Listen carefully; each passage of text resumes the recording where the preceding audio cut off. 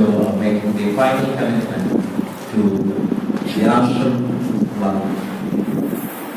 And it needs a lot of courage and commitment to live this ashram way of life. They took this great courage and pledged their life totally to live their entire life to this ashram.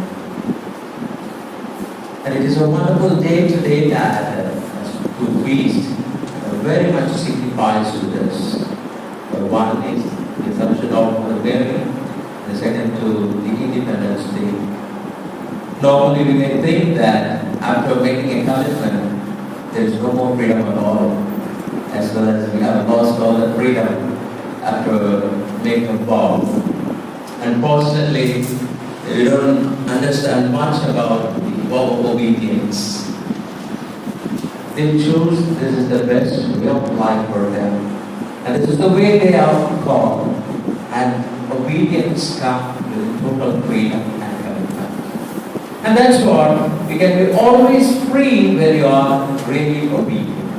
The three vows they are going to take is obedience, stability, and conversion of manner or conversion of life. These are the three vows they are going to pledge.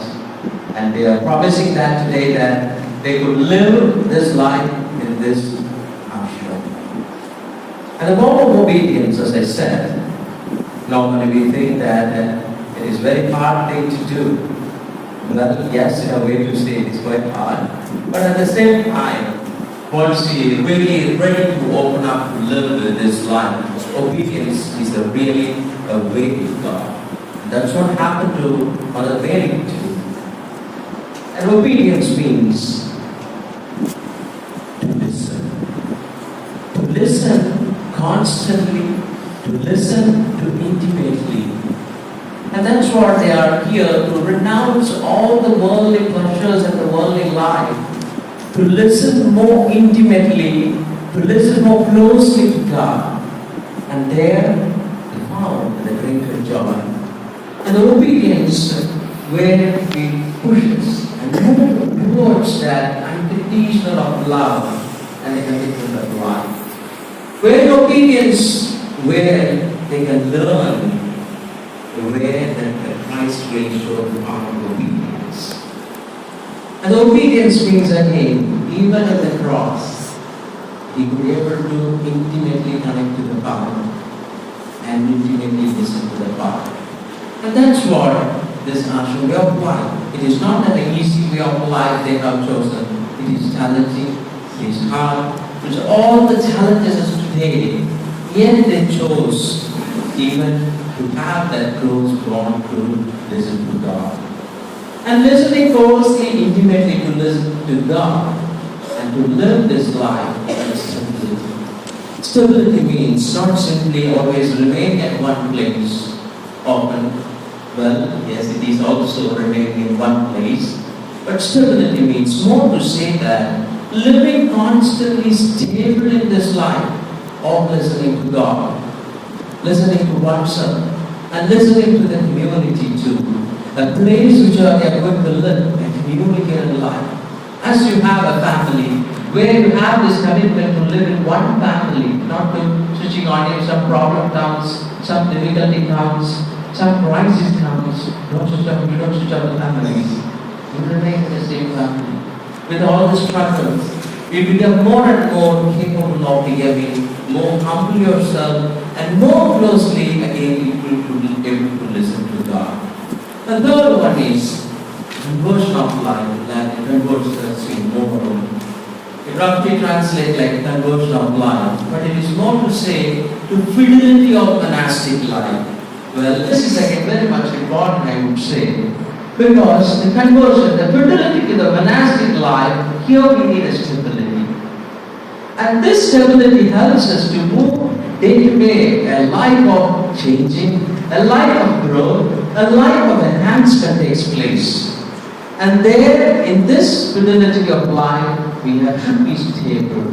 Not that stable and simply rigid in our own ways and simply in our own convictions, but rather that helps us to move towards always to listen, to who listen to the obedience. Obedience, not simply disobedience, also to the each and every brothers, as the Mariyan so beautifully says, the mutual obedience. And then it is only possible to listen to God.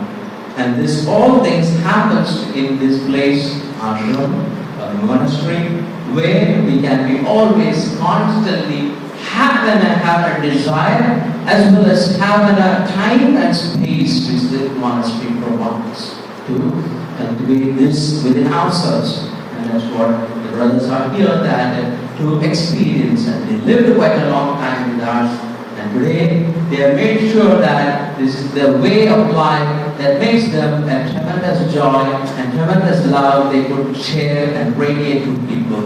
And they chose this to live. And so Swami Abhishektananda so beautifully says that the task of a monk is to always to listen to God and to intimately and always to be mindfully to listen to God. And this is the primary task of a monk or a nun too. And it is not that what work we do or what task you have entrusted or what responsibility you have given. It is more to say that the task is very clear that very intimately, closely listening to God. And there, every little task becoming a greatest task when the monk or nun has done with a great charity, with a great hope, with a great love. Every little work became an extraordinary work. That's what happened in the history. All the monks or nuns who lived really in an extraordinary of God, that every day of enthusiasm and the joy they cultivate in day-to-day life, living in the little things in extraordinary ways, and that always remains to these brothers, is wish them and also pray for them, and also for their families too, in a very particular way in this holy person.